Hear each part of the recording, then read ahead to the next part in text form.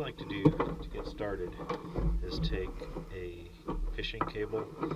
This is an e-brake cable and it works great. We'll poke a hole in this rubber boot. Once you've determined where you want to put your control box, you'll need to run the wires in your console area up under the dash and feed it up to where this cable is. The plastic bumper along with the grill has to be removed for grappler installation, along with the metal inner bumper and any tow hooks. Once all of this is removed, it leaves a great access point to run your winch wires along with the actuator wires. It's a great little spot right there. As we're putting our lower brackets on, it's always easiest to get the two bolts that are to the left first, and there is only one bolt that goes to the right, and it's a pretty snug fit, and we usually have to use a bottle jack to jack the bracket up just to be able to get the third bolt in.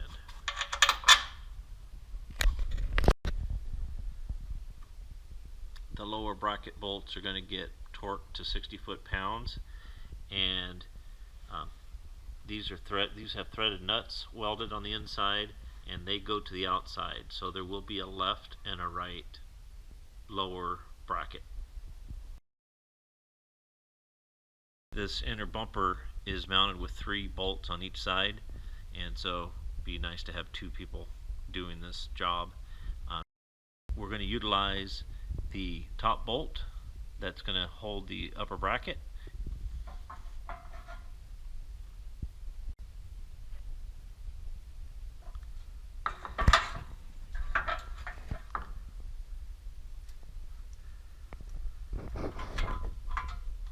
Putting the lower left on the driver's side, putting that bolt in first, generally works better.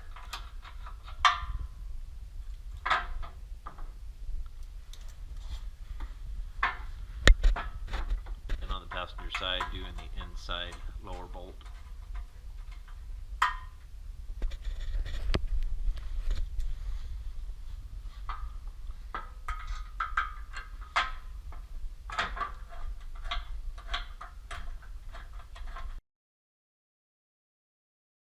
The distance between the lower bracket and the upper bracket in between should be at 7 3/4, so they're generally just a little low.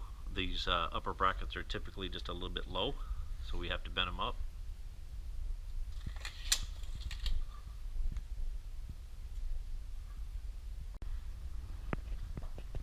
These upper brackets are typically out just a little bit, and so what we want to do is try to get this hole lined up with these lower bracket holes, and you'll see in a minute why we want to kick these in. You might have to take a rubber mallet or something and hit them in to get them lined up. For notching the plastic for the upper brackets, we like to establish where the center is, and then we measure over from the center to the center of our notch is going to be 16 1/8.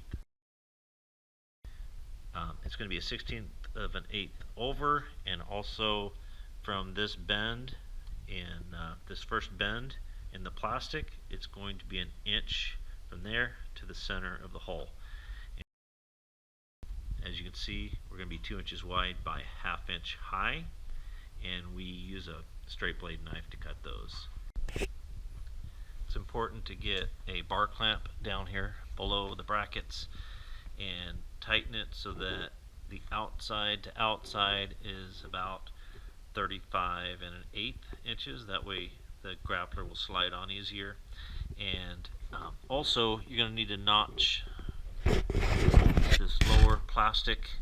The police package Tahoes are going to be different from what we have here, so you'll need to notch a little bit on each side, and we use a knife for that as well.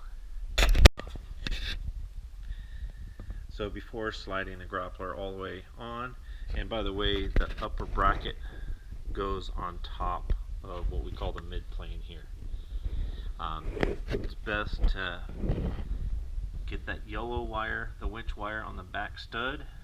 It's easy access. You can do it after the fact.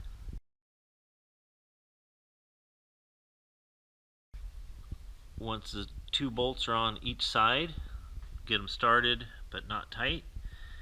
The winch is in free spool, so we can go ahead and cut the zip tie and open the main arms. The hook washer placement is going to be, as you see right here.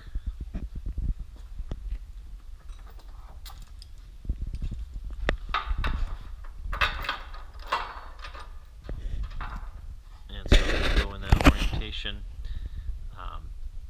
And so that bolt is the first bolt you want to get started because you have a lot of movement in the grappler. And then you can get the other one started after that.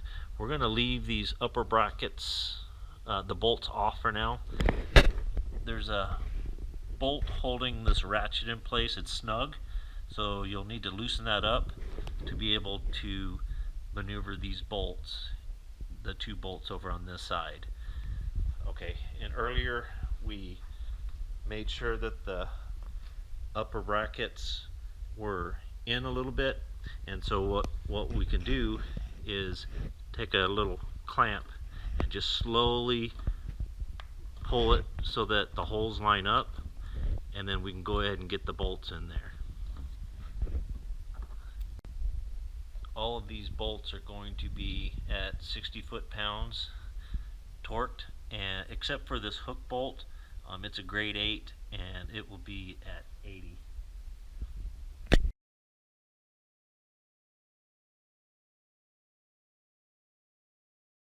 There is an A and a B marked on this plastic, and so the green side goes to A.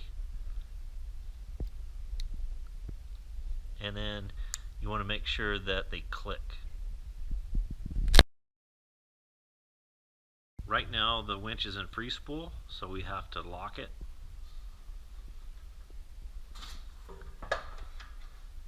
So moving that toward the back, so it would be counterclockwise. So right now it may lock automatically, but you may have to hit the switch, the deploy switch, to get it to lock in. But usually you can just move the main arms and you heard it lock into place. When you have the wires all zip tied, it'll be time to set the height.